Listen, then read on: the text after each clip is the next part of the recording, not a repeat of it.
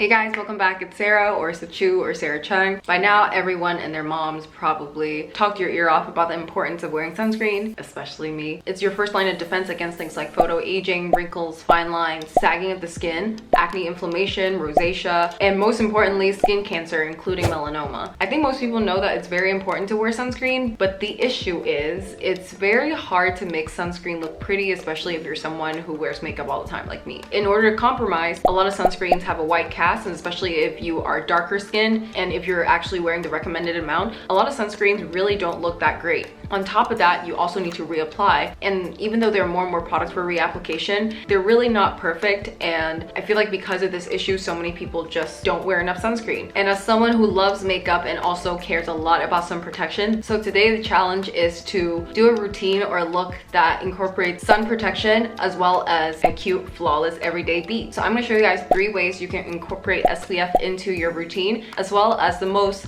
visually aesthetic way of reapplying sunscreen. To start off, we're going to do our base sunscreen, and this is going to be your base layer of protection. Usually this would be a primer with SPF or a moisturizer with SPF or a sunscreen. They're really the same thing. Lately I've been using the Bondi Sands SPF 50 fragrance-free sunscreen lotion, as well as the Hello Sunday SPF 50 sun primer. I've tried a lot of sunscreens and there are only very few that have no white cast, has enough sun protection, and is also fragrance free. So I'll include all the ones I like in the description. But for today, I'm just gonna use the Bondi Sands one. The recommended amount is 2 milligrams per centimeter square, which is approximately 2 fingers of sunscreen, which looks like this, for your face, neck, and ears. So we're just going to apply this everywhere. Most dermatologists recommend an SPF 30 or above. The reason why for my base sunscreen I usually go for something that's SPF 50 is because most people don't apply enough, and if I have an SPF 50 product, even if I fall short a little bit, I'll still get around an SPF 40 protection. This is a very good sunscreen for people who have drier or sensitive skin. The finish is a little bit oily, which I don't mind. The next thing you can do, which is something that I learned from Dr. Dre, sunscreens recommend that you wait 20 minutes after application, which is why most sunscreens suggest that you apply this 20 minutes before sun exposure. So when you apply anything, including foundation on top, it has the potential to disrupt that film. So one way to combat that is to wear a foundation or a BB cream that has SPF in it. So even if you disrupt the base layer a little bit, you still have additional protection on top. One of my favorites right now, the Bare Minerals Complexion Rescue, which has an SPF 30. When you're looking for a BB cream or a foundation with SPF, you should look for something that's high in protection, meaning SPF 30 or above, and low in coverage. The SPF rating on foundations and BB creams is evaluated the same way that sunscreens and other SPF products are. You need to apply enough product in order to get the SPF that's actually on the label. So if you have a very high coverage product, even if you are someone that likes heavy makeup, you're probably not gonna want to apply that much because you're just gonna end up looking like peanut butter baby. So a low coverage, high SPF product is the best. I just like to go for something that's low in coverage and high in SPF. Even though I'm using a brush, I'm dabbing this in. I'm using a brush instead of a beauty blender because beauty blenders tend to soak up a lot of product, and I want to be a little bit more generous with how much product I'm applying, again, to get enough protection. And I'm also dabbing this in instead of buffing it in so it can sit on top of the base layer of sunscreen. As you can see, it evened out my skin tone, but it is pretty oily. Kind of have that sunscreen grease right now. But now we have 2 layers of protection. Next, I'm going to go in with my face products, my concealers, my contour, my blush, and I'm going to use mostly cream products. The reason why is because I don't want to put too much powder on my skin, which will make all the sunscreen look really cakey. The one that I'm using right now is the Iconic London blush in Cheeky Coral. Iconic London makes amazing face products. So I'm just dabbing this in, also with a brush so that I don't move my base sunscreen too much. I'm using the same bronzer to contour my nose. And finally, I'm just doing a little bit of concealer. And this is what my skin looks like after applying all the cream products. I look like a grease ball because all we've used so far are cream products and sunscreen. So now we're gonna powder, and this is also another way to sneak in a little bit more SPF. So SPF powders have become more and more popular, and I'm actually not a huge fan of most of them that are on the market for several reasons. One is a lot of them are extremely expensive considering how much product you're actually supposed to use. There's one very popular one by Color Science called the Unforgettable Brush On Sunscreen SPF 30. It's $69 for 6 grams of product. That averages out to around $11.50 per gram. And then there's the Supergoop SPF Powder, which is $40 for 4.28 grams, which averages out to $9.30 per gram. So they're really hefty. Another thing I don't love about most of these sunscreens is they come in the stick with a dual end. So one end is the powder and the other end is the brush. The reason why this is not great, especially if you love wearing makeup, first, you don't know how much you're applying. It's very hard to calculate with dispensing product directly from the brush to see how much product you're actually dispensing and applying. Second of all is the powder dispenses from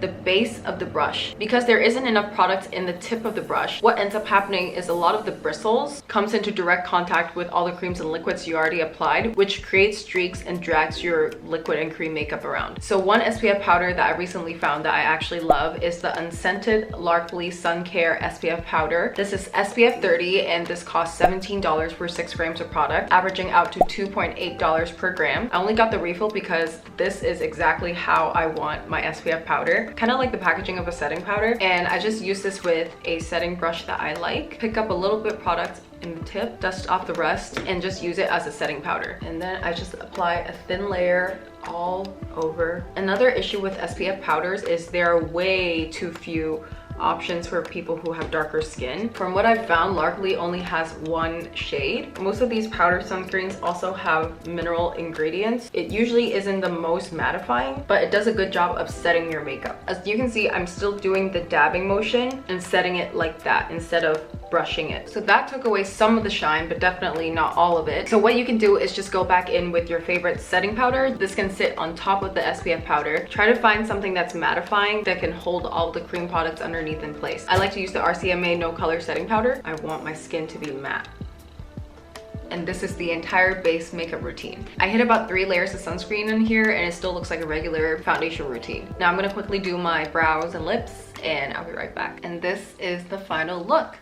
As the last step, I'm going to use the Nivea SPF 30 lip balm. You can also use your sunscreen and just apply it around the mouth, but this needs to be reapplied even more than your regular sunscreen because this just slips so much easier. The same reason why you need to top up your lip gloss more than you touch up the rest of your face. I'm just gonna apply 1 layer on top of my lipstick. If you're more of a lip gloss person, I highly recommend the Paula's Choice lip gloss. It's tinted and it's SPF 45. Oh, and it's on sale. I just ordered a new one. So this is your 3-layer sunscreen everyday makeup look. This is obviously not necessary for your everyday, depending on your sun exposure, your skin type. This is definitely overkill. Sun protection is never going to be perfect, but I really want to show you guys more ways that you can incorporate it into your makeup routine and don't let the aesthetics of sun protection deter you from protecting your skin. Realistically, if you're going to be going somewhere where you are going to need this much sun product, you probably should also be wearing a hat, a visor, a UV umbrella, trying to stay in the shade if you can. Face products shouldn't be your only way of protecting yourself from the sun. Now to the more tricky part of applying sunscreen on top of your makeup. One thing you can do is go back to your SPF powder and just touch up your sunscreen the same way you would touch up your makeup. The downside is powder usually doesn't give very even coverage and it can also look more and more cakey over time. You don't want that much powder in your skin. And if you've already used an SPF powder in your base makeup and use setting powders, it's not gonna look that great. Another thing you can do, which is a more popular method in Asia, Robert and James Welsh actually did a video on this where you use a cushion compact to apply your sunscreen. The issue with this from my personal experience is it tends to look a little greasy on top of your makeup. It also leaves a little bit of a white cast. First of all, you want to blot any excess oil on your skin. You can use blotting paper, Fenty Beauty has one, but I'm gonna use the Revlon Volcanic Stone. TikTok made me buy it, but it actually really comes in handy. And what you wanna do is just roll on all the areas that are especially greasy. That way it picks up a little bit of the oil and dirt that you collect on your face throughout the day before you apply sunscreen on top, because you don't want to trap bacteria, dirt on your face. A blotting paper can do the same thing. So instead of going back in with sunscreen, I actually use the Bare Minerals Complexion Rescue because makeup products tend to be formulated to look a little better by itself on skin. So I just prefer using this for my reapplication instead of sunscreen. This process is pretty tedious, especially if you want to make sure it looks even You really got to be careful not to blend things away, push the product into your skin. So I just applied one thin layer on top of my makeup with a cushion puff. As you can see, it's still a little bit greasy, so you're probably gonna need a setting powder or an SPF powder on top just so it doesn't move around and look oily. I'm just going to set the oily areas. This is not a method that I intuitively would want to do because it's kind of a cardinal sin in makeup to apply cream on top of powder. It's possible to do it without it looking blotchy, but it does take a lot of patience, a lot of tapping and blending without dragging. If you get impatient, you can mess up your whole face. So that's one of the downsides, but it's definitely a doable method. Lastly, we have spray sunscreen. And spray sunscreens tend to come in two forms. One is the typical squirt spray, which is usually just a sunscreen lotion. It usually looks white or clear. Those I feel like are only realistic if you're not wearing any makeup at all, because it comes in a huge white blob, and it's even less manageable than using the compact cushion method because it's literally just going to wet a patch of makeup and make it extremely blotchy. Another form of sunscreen sprays is aerosol sprays. This also has its limitations because it's aerosol. Some of it gets evaporated, so it's very hard to control how much you're actually applying. Aerosol sprays are also high in propellant ingredients, so you need to spray for a long time to get the protection. At least the ones that I've seen at Sephora also contain essential oils and a high concentration of denatured alcohol, which is not great if you have dry or sensitive skin. After searching everywhere, the only SPF spray I found that doesn't contain alcohol or fragrance is the Dr. Salabo UV Protect Spray 100. I don't know why it says 100 because it's SPF 50, but this is a great option if you want to apply an even layer of sunscreen all over your face without messing up your makeup. This sprays in a mist form, so it doesn't mess up your makeup. This is something I've learned from Michelle Lab Muffin on YouTube. You can use a measuring cup, a teaspoon, and hold the mist to find out exactly how much product you get for how many seconds of holding the spray. That way you know you're applying enough. With this spray specifically, I know it's around 10 to 15 seconds. So if I want to top up, I'll just do 10 seconds.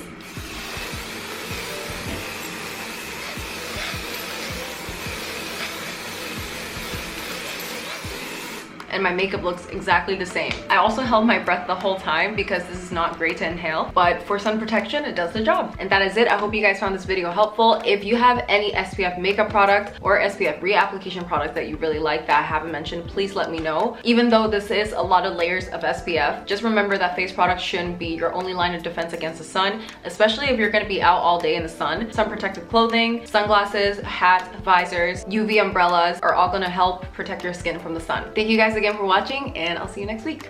Bye.